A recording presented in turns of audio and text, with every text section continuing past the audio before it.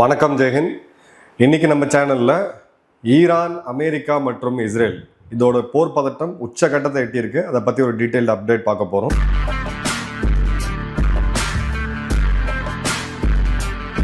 யுஎஸோட department of state பிப்ரவரி 27 இரவு ஒரு travel advisory கொடுத்துருக்காங்க.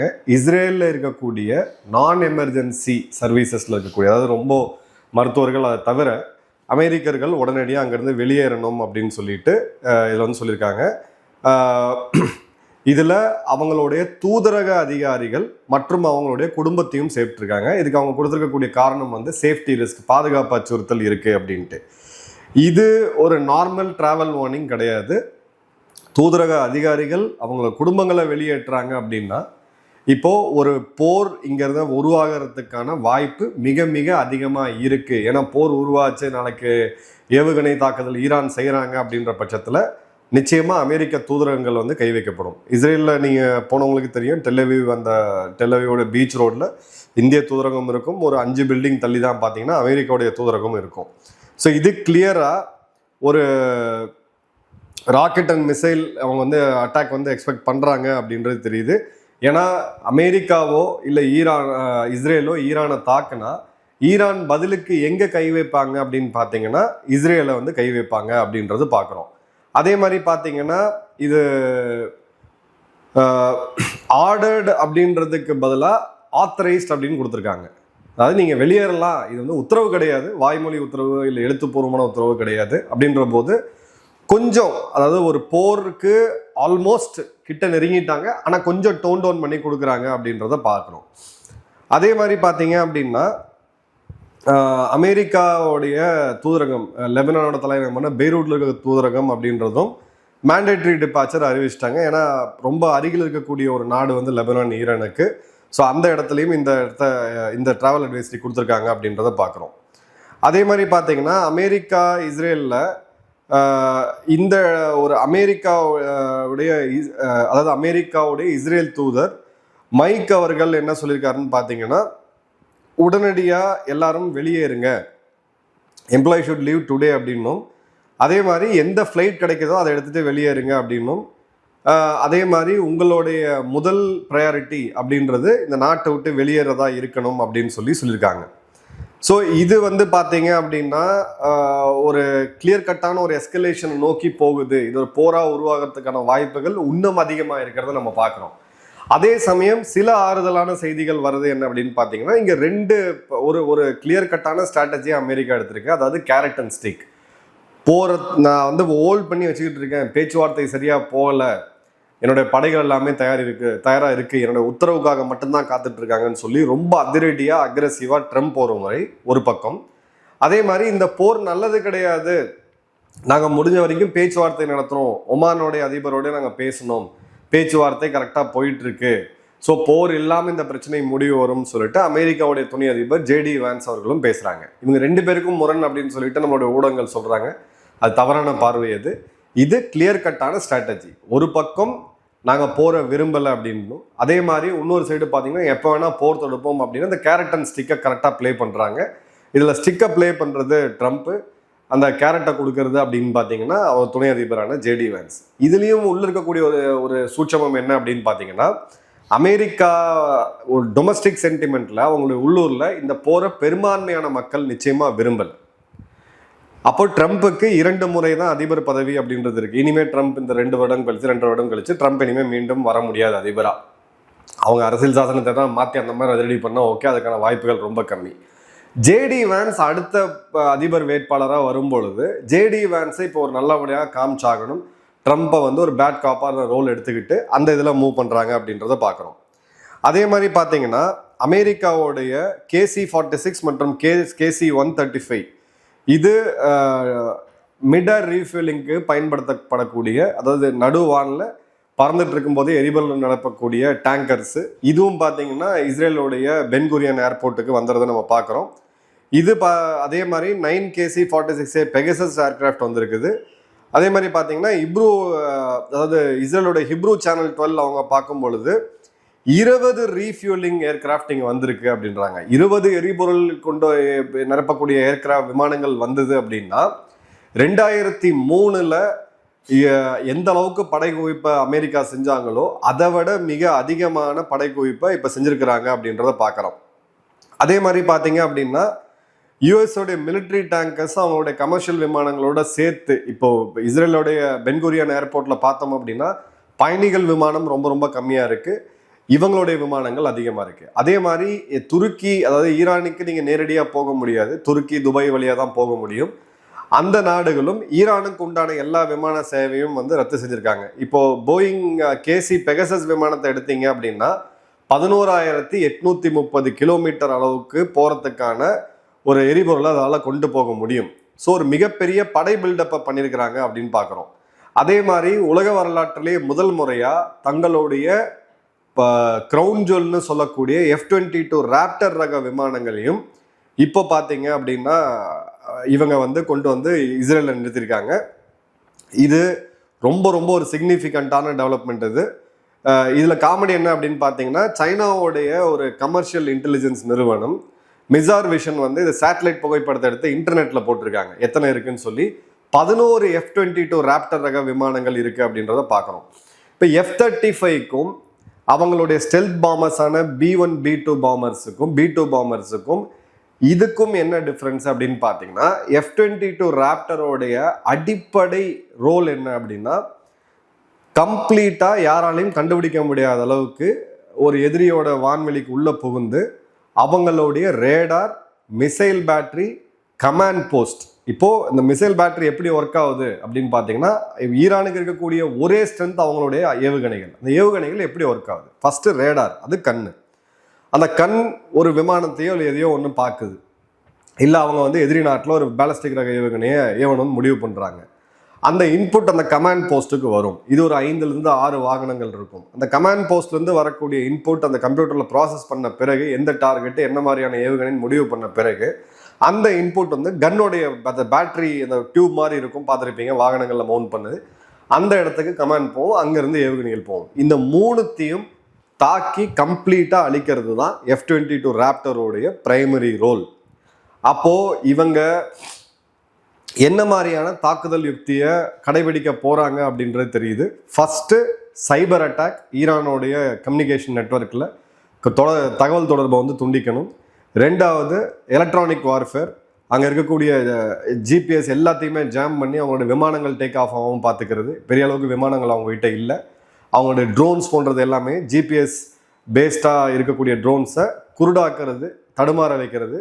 3வது F-22 ராப்டரை உள்ளே அனுப்பிச்சு அவங்களுடைய ரேடார்ஸ், மிசைல் பேட்டரிஸ் மற்றும் கமாண்ட் கம்யூனிகேஷன்ஸ் போஸ்ட்டை அடித்து தூக்குறது. அதன் பிறகு F-16, F-18, F-35 இந்த விமானங்களை பயன்படுத்தி அவங்களோட மிக முக்கியமான அரசு அலுவலகங்கள், இராணுவ தலைமைகள், மிக முக்கியமான டார்கெட்ஸை கை வைக்கிறது. அதன் பிறகு B-2 பாம்பர்ஸை பயன்படுத்தி அவங்களுடைய அணு ஆயுத கிடங்க கை வைக்கிறது. இதுதான் ஒரு கிளியர் பேட்டர்னாக இப்போதைக்கு தெரியுது. இப்போ 12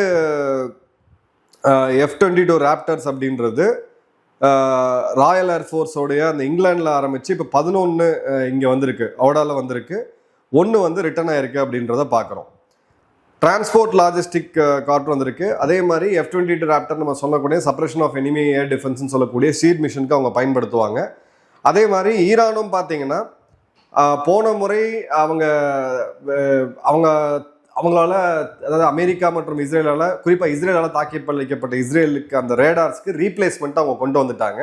அதே மாதிரி ஈரானும் சைனாவும் ஒரு அவசர பேச்சுவார்த்தைக்கு வந்து சைனாட்ட இருக்கக்கூடிய ஆன்டி ஷிப் மிசைல், இதுவும் ஒரு இன்ட்ரெஸ்டிங்கான நோட்டு. இதை சைனா கொடுப்பாங்களா? ஃபஸ்ட்டு ஒரு மிக முக்கியமான கேள்வி. சைனா ஒத்துக்கிட்டு இதை டிலே பண்ணி கொடுக்கறது, தன்னை பேரை காப்பாற்றிக்கிறதுக்கு பண்ணுறதுக்கான வாய்ப்புகள் இருக்குது. பட் அதோட நெகோசியேஷன்ஸுமே ஈரான் பேசிகிட்டு இருக்காங்க. அப்படி ஒரு வேளை சைனா இந்த ஏவுகணைகளை ஈரானுக்கு தங்களுடைய இன்வென்ட்ரியிலேருந்து, தங்கள் இராணுவத்தினுடைய கையிருப்புலேருந்து இவங்க கொடுத்தாங்க அப்படின்னா இந்த பேட்டில் இன்னும் இன்ட்ரெஸ்டிங்காகும். ஏன்னா 2 விமானம் தாங்கிய போர்க்கப்பல்கள் இன்றைக்கி அங்கே இருக்குது. சைனாவோடைய கிளைம் படி எடுத்தீங்க, அவங்க சோதனையோடைய கிளைம் படிலாம் எடுத்தீங்கன்னா அவங்களுடைய அந்த ஆன்டி ஷிப் மிசைல் அப்படின்றது நிலத்திலேருந்து ஏவப்பட்டு கடலில் இருக்கக்கூடிய கப்பலை தாக்கக்கூடியது. இந்த 2 விமானம் தாங்கிய போர்க்கப்பல்களையும் மூழ்கடிக்கக்கூடிய வல்லமை இருக்குது அப்படின்னு சொல்லுவாங்க. பட் இதில் இருக்கக்கூடிய டேஞ்சர் என்ன அப்படின்னா, முதல்ல அந்த ஏவுகணையால் பண்ண முடியுமா? ஏன்னா ஒரு 4 அடுக்கு ஒரு பெரிய பாதுகாப்பு இருக்குது அந்த விமானம் தாங்கிய போர்க்கப்பலுக்கு.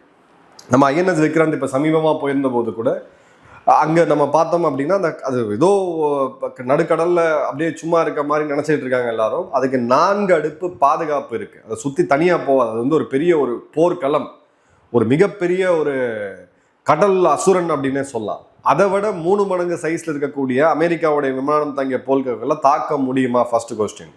இன்கேஸ் சைனாவுடைய மிசைலை பயன்படுத்தி ஈரான் தாக்கி அழிச்சாங்கன்னா இதை விட ஒரு அவமானம் ட்ரம்ப்புக்கும் அமெரிக்காவுக்கும் இருக்கவே முடியாது. ஏன்னா இது நாள் வரை யாருமே எந்த ஒரு இராணுவமும் அந்த செயலை பண்ணதே கிடையாது.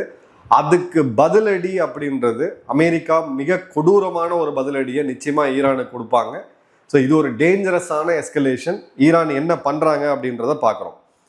அதே மாதிரி பார்த்தீங்க அப்படின்னா இப்போ ஒரு வேன்கார்டோடைய இன்டெல் அசஸ்மெண்ட் படி எடுத்தீங்கன்னா அவங்க என்ன சொல்றாங்கன்னா, you don't bring F-22s to desert to the desert to stare, you bring them to that when the first shot is fired the enemy has already lost the ability to see it coming. So clear கட்டாக இதை வந்து பயமுறுத்துறதுக்காக F-22 ராப்டரை கொண்டு வரது கிடையாது. எதிரி முதல் குண்டை இதை செலுத்துறதுக்குள்ள அவங்களுடைய அந்த நிலைகள் எல்லாமே செலுத்த முடியாத அளவுக்கு நிர்மூலமாக்கப்படுறதுக்கு தான் F-22 யூஸ் பண்ணுறாங்க அப்படின்ட்டு. அதே மாதிரி பார்த்தீங்க அப்படின்னா USS உடைய Gerald Ford career strike group, இந்த விமானம் தாங்கிய போர்க்கப்பல் அப்படின்றது இப்போ கொஞ்சம் கொஞ்சமாக அதை நகர்ந்து இந்த பக்கம் வரக்கூடியதை நம்ம பார்க்குது. ஏன்னா இருக்கக்கூடிய 11 விமானம் தாங்கிய போர்க்கப்பல்களில் இருக்கிறதுலே அட்வான்ஸ்ட் போர்க்கப்பல் எதுன்னு பார்த்தீங்கன்னா இந்த USS உடைய Gerald Ford nuclear power super carrier. இது பார்த்தீங்க அப்படின்னா நம்ம அந்த வீடியோ ரெக்கார்ட் பண்ணக்கூடிய டைமுக்கு ஒரு கிட்டத்தட்ட 300 கிலோமீட்டர் தான் தூரத்தில் இருக்குது. இஸ்ரேல்ல இருந்து ஒரு 300 கிலோமீட்டர் தூரத்தில் தான் இருக்குது. இதுவுமே பார்த்தீங்க அப்படின்னா ஒரு ஒரு ஒரு மிகப்பெரிய படை பில்டப் அவங்க பண்றாங்க. இவ்வளோ இதெல்லாமே வந்து பார்த்தீங்கன்னா மணிக்கு கோடிக்கணக்கில் செலவாகும். இப்போ இதெல்லாம் தாண்டி அமெரிக்கா பயமுறுத்தி இவங்க திரும்ப போறாங்களா அப்படின்னு கேட்டிங்கன்னா மொத்தமுமே ட்ரம்ப்போட கையில தான் இருக்கு அப்படின்றத பார்க்குறோம். யூஎஸ்எஸோட ஆப்ரஹாம் லிங்கன் போர்க்கப்பல் ஏற்கனவே போன மாதம் வந்திருக்கக்கூடியதை நம்ம பார்க்குறோம். அதே மாதிரி அமெரிக்கா அங்கே இருக்கக்கூடிய மிக முக்கியமான நாடுகள் எல்லாமே இஸ்ரேலை விட்டு வெளியேறணும் அப்படின்னு சொல்லி உத்தரவுகள் பிறப்பிச்சிருக்கிறதையும் நம்ம பார்க்குறோம். அதே மாதிரி ஈராக்லேயுமே அமெரிக்காவுடைய துருப்புகள் அவங்க எல்லாரையும் வெளியேற்றக்கூடியதை நம்ம பார்க்குறோம். இப்போ ஈராக்ல இருந்து ஆயிரக்கணக்கான அமெரிக்கர்கள், அதாவது அவங்களுடைய மிலிட்ரி கான்ட்ராக்ட்ஸ் பிஎம்சின்னு சொல்லக்கூடிய பிரைவேட் மிலிட்ரி கான்ட்ராக்டர்ஸ் எல்லாமே வெளியேறதையும் நம்ம பார்க்குறோம். அதே மாதிரி பார்த்தீங்கன்னா ஜெனீவாவில் நடக்கக்கூடிய இந்த டாக்ஸ், அதாவது இவங்க அமெரிக்காவுக்கும் ஈரானுக்கும் நடக்கக்கூடிய பேச்சுவார்த்தை, இதில் முன்னின்று நடத்துறது அமெரிக்காவுடைய அதிபர் ட்ரம்ப்போடைய நெருங்கிய ரியல் எஸ்டேட் பார்ட்னராக இருக்கக்கூடிய ஸ்டீவ் விட்காஃப் தான். ஸ்டீவ் விட்காஃபும் இவங்களும் பார்த்தீங்க அப்படின்னா டிசப்பாயிண்டட், ரொம்ப ஒரு மாதிரி கடுப்பாகி வெளில போயிட்டாங்க அப்படின்ற மாதிரியான செய்திகள் வருது. அதே மாதிரி ஈரானுடைய ஃபாரின் மினிஸ்டர், மிக முக்கியமான மனிதர் அப்பாஸ் அரக்ச்சி அவர்கள், இது மோஸ்ட் இன்டென்ஸ் சோ ஃபார், ரொம்ப உக்கிரமாக நடந்துச்சு இந்த பேச்சுவார்த்தை அப்படின்னும். அதே மாதிரி பார்த்தீங்கன்னா ஈரான் அமெரிக்காவுடைய கோர் யூஎஸ் டிமாண்ட்ஸ் என்ன அப்படின்னு பார்த்தோம்னா, இந்த கம்ப்ளீட் டிஸ்மேண்டலிங், அதாவது நட்டான்ஸ், ஃபர்தோ மற்றும் இஸ்ஃபஹான்ல இருக்கக்கூடிய இவங்களோட அணு உலைகளை கம்ப்ளீட்டாக நிறுத்தணும், அதை வந்து டிஸ்மேண்டல் பண்ணணும், அதை வந்து கட்டமைச்சதை சுக்குநூறாக உடைக்கணும் அப்படின்றதான். இதுக்கு அவங்க ஒத்துக்கல. பட் அவங்க என்ன சொல்றாங்கன்னா, டெக்னிக்கல் ரிவ்யூ அதுக்கு வேணா நாங்கள் ஒத்துக்கிறோம், வெளியில இருந்து யாராவது வந்து ஆய்வு செய்துட்டு போங்க அப்படின்றாங்க. ஸோ இந்த பேச்சுவார்த்தை அப்படின்றது ட்ரம்ப்போடைய கம்யூனிகேஷன் அப்படின்னு பார்த்தீங்கன்னா ரொம்ப கஷ்டமானது, ஆனால் வந்து சாத்தியமற்றதுன்றது கிடையாது அப்படின்ட்டு. ஸோ ஒரு சின்ன ஹோப் இருக்கு அப்படின்றத நம்ம பார்க்குறோம். பிரசிடென்ட்டோடைய ஸ்டேட்மெண்ட், ட்ரம்ப்போடைய ஸ்டேட்மெண்ட் என்ன பார்த்தீங்கன்னா, ஃபர்ஸ்ட் ஸ்டேட்மெண்ட் வந்து ஒரு 11 மணிக்கு கொடுக்குறாப்ல night. I have not yet made a decision regarding Iran. I am satisfied with Iran but further talks are expected on Friday. Iran cannot be allowed to possess nuclear weapon. நான் ஈரானை தாக்கணும்னு இன்னும் முடிவு எடுக்கல. பேச்சுவார்த்தை ஒரு மாதிரி நல்லா தான் போயிட்டு இருக்கு. ஈரான் கிட்ட அணு ஆயுதங்கள் இருக்கிறத நான் அனுமதிக்க முடியாது. அதன் பிறகு ஒரு அரை மணி நேரம் கழிச்சு அவர் திரும்ப என்ன போறேன்னு பார்த்தீங்கன்னா, we haven't made final decision, we are not exactly happy with the way that they are negotiating, they cannot have a nuclear weapon and we are not thrilled with the way we are negotiating. இவங்களுடைய நெகோஷியேட்டர்ஸ் கிட்டே அந்த pressure வந்து build up பண்றாரு. அது வந்து ஒவ்வொரு பொதுப்படையில சொல்றது இதுவும் ஒரு டாக்டிக்ஸ் தான். நீங்க பேச்சுவார்த்தை என்ன நடத்துறீங்க, வளவலன்னு பேசிட்டு இருக்கீங்க, அவங்க கிட்ட அணு ஆயுதம் இருக்கிறத ஒத்துக்கவே முடியாது அப்படின்னும், வெள்ளிக்கிழமை அன்னைக்கு அதாவது நேத்து ஃபர்தர் டாக்ஸ் இருக்கும் அப்படின்னு சொல்றாங்க. அதே மாதிரி இந்த கேரட்டை கொடுக்கக்கூடிய ஜேடி வேன்ஸ் என்ன சொல்றாருன்னு பார்த்தீங்கன்னா, the idea that we are going to be in Middle Eastern war for years with no end in sight, there is no chance that will happen. அதாவது போன முறை இவங்க போய் ஒரு 8-10 வருடம் அந்த போர்ல சிக்கிற மாதிரி இந்த முறை சிக்க மாட்டோம் அப்படின்ற போது கிளியர் கட்டா இது ஒரு ஸ்ட்ராட்டஜியை வந்து அவங்க வகுக்கிறாங்க அப்படின்னு தெரியுது. இதுல மிக முக்கியமா ஒமானோடைய ஃபாரின் மினிஸ்டர் இதை முன்னெடுத்து நடத்திக்கிட்டு இருக்காரு. பட் கல்ஃப் இப்பத்திக்கு உச்சகட்டமான போர் பதட்டத்துல இருக்கு. இதுக்கு முன்னாடியே ஆப்கானிஸ்தான் மற்றும் பாகிஸ்தான் யுத்தம் போயிட்டு இருக்கிறத பாக்குறோம். அந்த இடத்துல அமெரிக்கா ஒரு பாகிஸ்தான் ஆதரவு நிலையை எடுத்திருக்கிறாங்க. ஆனா தாலிபான்களுக்கு எதிரான நிலையை எடுக்கல. இது ரெண்டுத்துக்குமே டிஃபரன்ஸ் இருக்கு. அவங்க என்ன சொல்றாங்கன்னா, ஆமா பாகிஸ்தான் எனக்கு நட்பு நாடு, அசீம் முனீர், ஷபாஸ் ஷெரீப் நல்ல பசங்க, அவனுக்கு பாத்துக்குவாங்க. நான் இதை வந்து ட்ரம்ப் கிட்ட கேட்கறாங்க, நீங்க இன்டர்ஃபியர் ஆவீங்களான்னு கேட்டதுக்கு இந்த பதில் வருது. அதன் பிறகு அமெரிக்க தூதரகமும் ஒன்று பப்ளிஷ் பண்றாங்க, இந்த போரை வந்து நாங்கள் ஒத்து கவனிச்சுக்கிட்டு இருக்கோம், பாகிஸ்தானுக்கு எங்க ஆதரவு உண்டு, தாலிபான்களுடைய தாக்குதல்கள் வந்து பாகிஸ்தானை பாதுகாக்கிறதுக்கு அவங்களுக்கு எல்லா ரைட்ஸும் இருக்குன்ட்டு. ஸோ கிளியர் கட்டா ஈரானை மையப்படுத்தி மட்டும் டெம்பரரியா இவங்க ஒரு ஆதரவு கொடுக்குறாங்க. ஆனா தாலிபான்களுக்கு எதிரான ஒரு நிலையை அமெரிக்கா எடுக்கல. ரொம்ப ஒரு உச்சகட்டமான போர் பதட்டத்தை இப்ப நம்ம பார்க்கிறோம். கடவுள் புண்ணியத்துல இந்த மாதிரியான யுத்தங்கள் நடக்கக்கூடாது. பட் இன்னொரு டீட்டெயில் வீடியோவில் இன்னொரு அப்டேட்டோட சந்திப்போம். நன்றி, வணக்கம், ஜெய் ஹிந்த்.